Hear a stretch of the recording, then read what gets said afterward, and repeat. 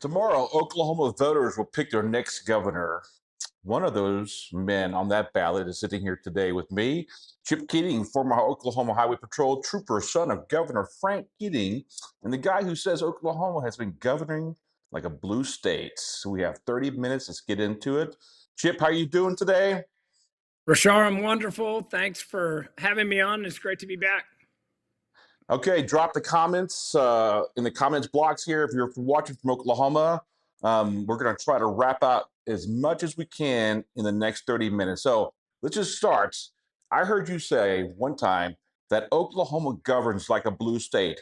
Give me three specific budget line items you plan to cut in the first 90 days.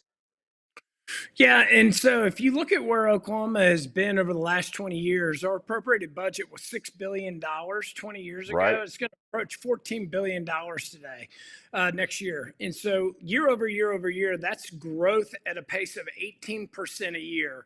I can't speak to your wages or your viewers' wages, but I'll talk about my wages and our small business. We've grown anywhere close to that. And so if we want to get very serious about meaningful tax reform, freezing property taxes, eliminating the state income tax, modernizing our government, we cannot be a tax and spend liberal state. And so we are conservative in our values and our beliefs, but there is no way we have governed anywhere close to that. We have truly governed like a democratic state. And we see this happen all the time. Something new happens in Oklahoma, and the first thing we do, it's the definition of big government. We create a Right. new state agency to go deal with it. I mean, instead of integrating it into an existing state agency to deal with it. So having 380 agencies, boards, and commissions, waste, fraud, and abuse, bureaucracy, red tape, we have to really step up, wake up, and look to what other states have done recently over the last decade or so that have surpassed Oklahoma because they've woke up Mm-hmm. and figured out to actually start governing like the way we have to govern our household budgets. And we haven't been doing that. Our political leaders in our state haven't been behaving that way. And it's time for something different. I will get after it day one. We have to do it. We must do it, or Oklahoma is never going to catch up with the other states that are, frankly, have surpassed us and are beating us in all measurable outcomes. I am looking forward to those first 90 days. You also said you wanted Oklahoma to be a manufacturing magnet. Which industries and which part of the state goes first?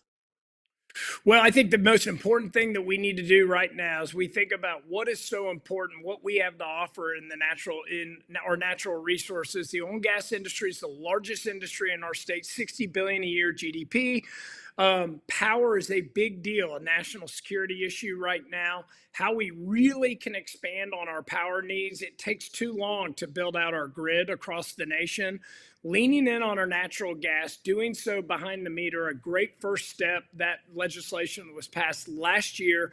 In order to execute on behind the meter power, we need natural gas turbine manufacturing. It is all done in China. It is a national security issue. I want Mm-hmm. Oklahoma to become a natural gas turbine manufacturing magnet and the number one manufacturer in the United States. It's a massive deal for the world and not just our country, and we should really be executing on it. And frankly, if you see what Williams did, one of the largest forward purchase of turbines for their compressors, because it's a supply chain issue right now. So Right. this is something Oklahoma should really be doing and doing exceptionally well. And it frankly dovetails into such an important industry in our state, and that's the energy business. I love the energy business. I'm also in the aviation business. Looking forward to seeing how those two can grow under your leadership.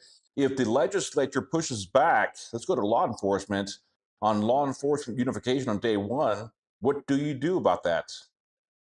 Well, look, Rashard, I think this is a mandate right now. We are at the very bottom of most measurable outcomes against our peer states in the country. And why is that? Oklahoma should be a rich state. We got to get out of our own way. I've mentioned this from day one on our campaign trail. We have 380 agencies, boards, and commissions in the state of Oklahoma. Look at our neighbor to the east with Arkansas, 250 agency boards and commissions 8 years ago. They have 15 today. Cut the red tape, cut the Mm. bureaucracy, modernize the footprint of the state, have the deliverables and the outcomes and the services actually get to the people.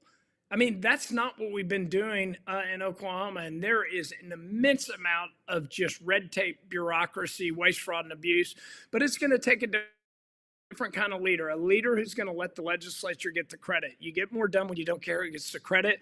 The governor's real tool in their toolkit, he or she, is the bully pulpit. We're a populous state. You got to go into this job day one leading and embracing and protecting the legislature and frankly not bullying them around or nothing will get done in Oklahoma.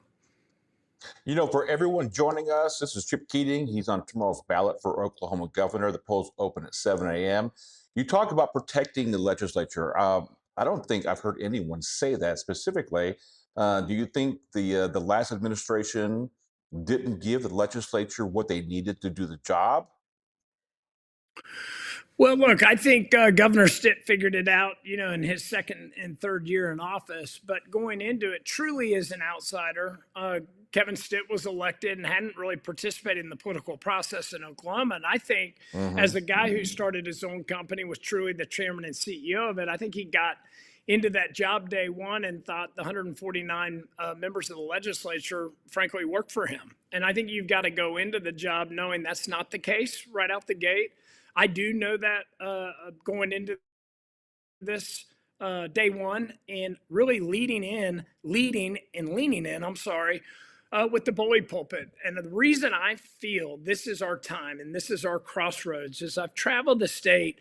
People are really hungry for change. People are really upset that we are in the bottom in most outcomes, whether it be education, whether it be illicit drugs. Frankly, we tax everything under the sun in Oklahoma. We cannot get out of our own way. And I am totally convinced we're not getting out of our own way because we're such a big and bureaucratic state.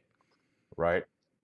Well, you know what? We've seen this from the sidelines, and we've seen the legislature and sometimes the governors at odds with each other. But the constituents are what matters most. At the end of the day, it's how we feel about what a governor does in his or her position to move the state forward. And everybody wants. Look, this is not a Republican thing. It's not a Democrat thing. I think genuinely everybody wants the state to prosper. It just, how do we get there? So you're working with a super majority. You got some Democrats who do some good work, but I like the idea where you said you will work and use the bully pulpit to get what the voters want done. I think people need to understand that. Getner Drummond and the marijuana money at Blue Sky Bank, if he makes a runoff, if he makes it in the runoff and endorses you, um, do you accept it? So if he does not make the runoff and, and he endorses you, will you accept his endorsement? I wouldn't expect. I don't know. I can't speak if Gittner would endorse or not. I would accept his endorsement of his voters. That's the endorsement that I am most after is the voters of Oklahoma. Um, Obviously, I very much differ than the AG as it relates to the illicit drugs and the marijuana. I've been very clear on the campaign trail. You either bank it or you bust it. I don't like the fact that you're out claiming to do both when you're profiting from it as well. That's Mm-hmm. hypocrisy. I want courage and I want integrity and I want to root the illicit drug crisis out of our state. I also want to shine the light in on public corruption in Oklahoma. Our state has a major public corruption problem. The rules for thee, not for me. I cannot stand that kind of behavior in politics. And I've called the attorney general out on it before, very publicly on the campaign trail. That ends day one under a Keating administration. Looking forward to that. We've seen the attacks, especially from one of your opponents over the OU health issue. Can you give the 30-second version that you want voters to walk away from that today? Well, it doesn't surprise me. I'm running against three career politicians. And so I don't have to defend a voting record the way these other three career politicians do. And the voting record that has led us to being dead last in very measurable outcomes. So they start making lies up about my record. I have two daughters. Nobody in this governor's race is for gender reassignment. It's just silly and dumb. I sat on an advisory board at a 30,000-foot level that oversees the finances, and there was a rogue doctor there that, frankly, we found out that she was Mm, doing some silly stuff, and we fired her on the spot. And so, my opponents to make something more than what this really is just total nonsense. It's a total lie. I don't think voters are buying it. I'm a father of two daughters. Frankly, what I want to do, and they're all talk. Why are we not talking about penalties, stricter penalties for any rogue doctor? I talk about having been a former state trooper. It's illegal to drink and drive, yet people still drink and drive. And there are hmm. consequences when you get stopped.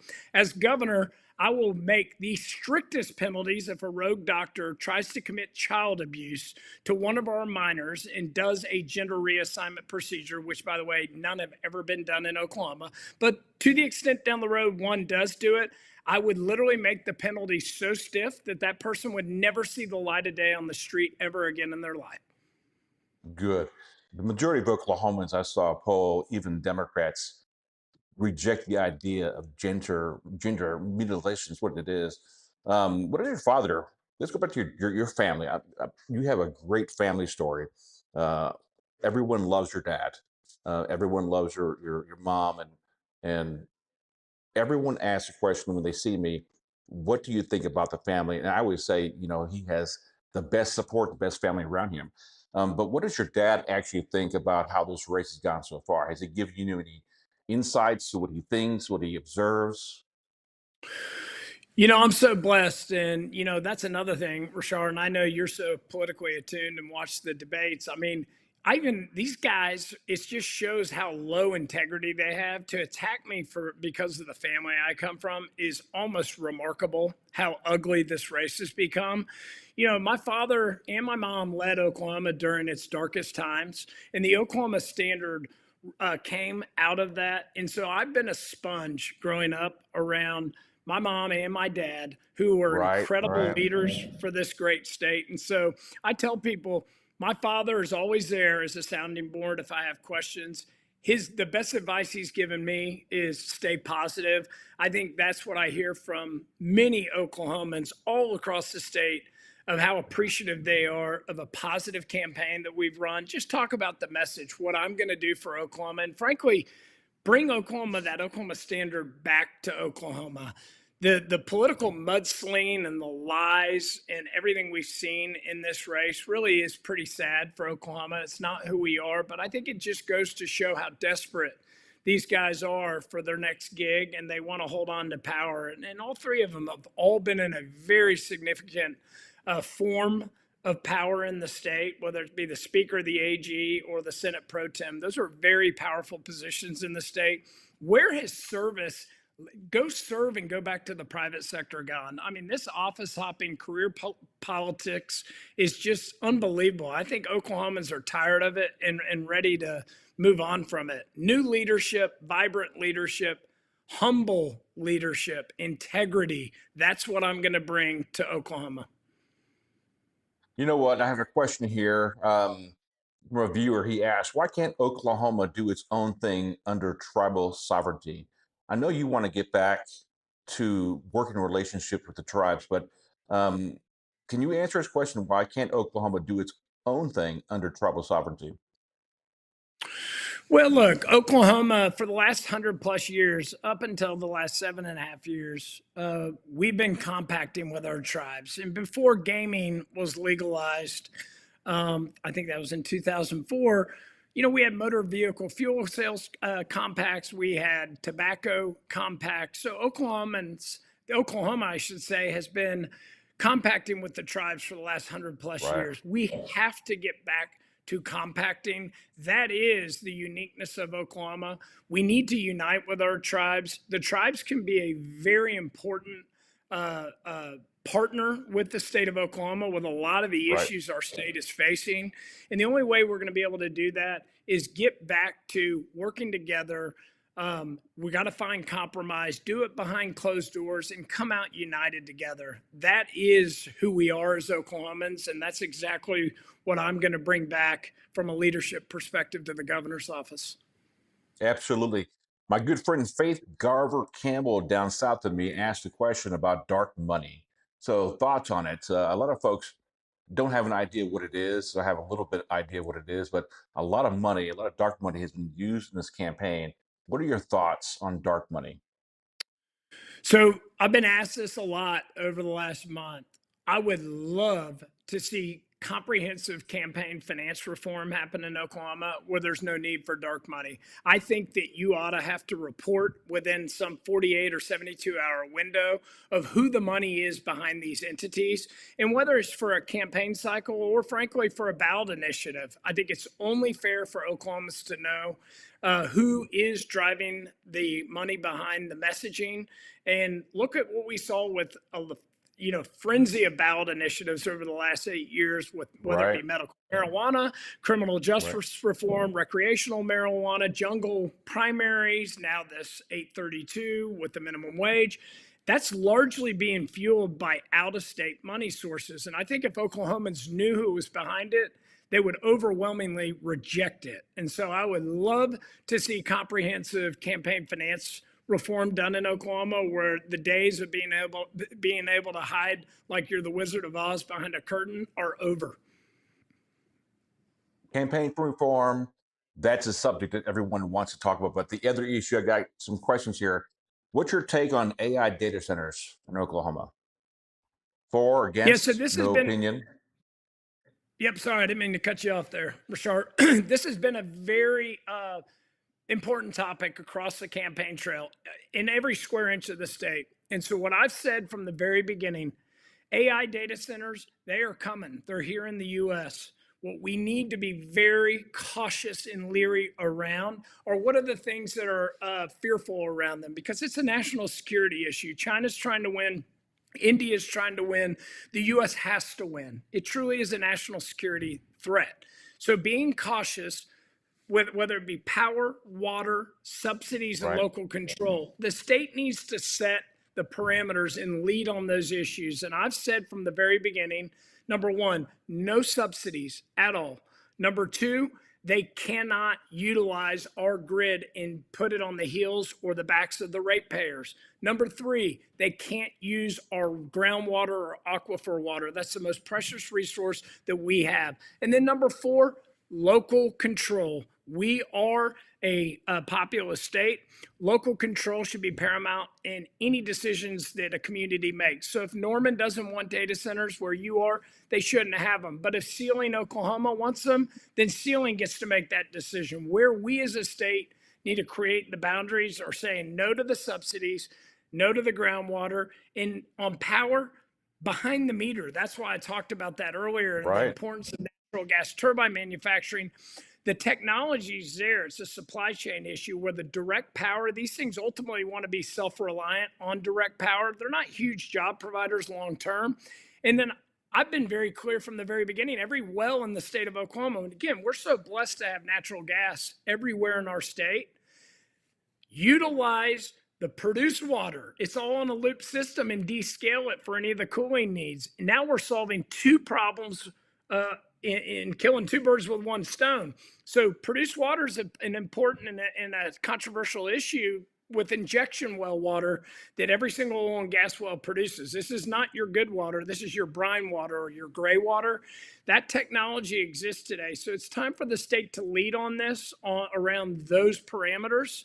And let's sit down and make sure we do this right and don't find ourselves in the same situation we did with wind and giving out a bunch of subsidies, no jobs, and then a big eyesore. Chip Keating, thank you for being on the show. You've got 2 minutes left to talk to your supporters, talk to those undecideds. What do you want to say for them tomorrow to get for those that are undecided? What do you want to say to them? Well, Rashar, I think it's very simple. Number one, thank you for having me on. I'm very grateful, and it's great to be back. But our state's at a crossroads. We really are. We cannot afford to get this wrong. We are dead last in education. 1 in 4 eighth graders can't read and write. We're number one per capita incarcerated. We have an illicit drug crisis that is out of control. We tax everything under the sun. We need an Mm-hmm. outsider. We need somebody that, frankly, has a selfless servant heart that wants to serve and go back to the private sector. I want to serve Oklahomans. I'm not worried about special interests. I'm not looking for a job beyond this job. I'm walking away from my own small business. I am a former state trooper. I've taken an oath to protect and serve. But the folks I'm running against collectively have worked in that building in very significant power positions for 30 years. And so you have to ask yourself a simple question. Are you happy with where our state is today? And if you're happy being, dead last in education, if you're happy being in the bottom of most measurable outcomes, if you're happy having an illicit drug crisis here, homelessness crisis, mental health crisis, then I guess vote for any of the other three gentlemen that are at kind of the top of the ticket.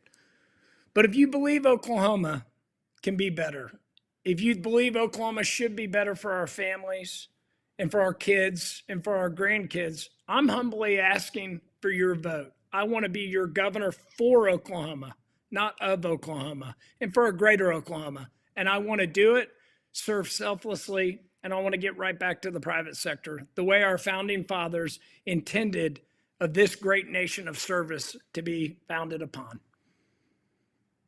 Absolutely. Thank you, Chip. This has been 30 Minutes with Chip Keating. Polls open tomorrow morning at 7 a.m. and close at 7 p.m. tomorrow night. Share this video with anyone in Oklahoma who has not decided yet. That could make a difference. We're trying to beat the Facebook algorithm on conservative content. I'm Rashard Tortorella, your host, and we'll see you guys later. Thank you, Chip. Thanks, Rashar. Good luck. Thank you, sir.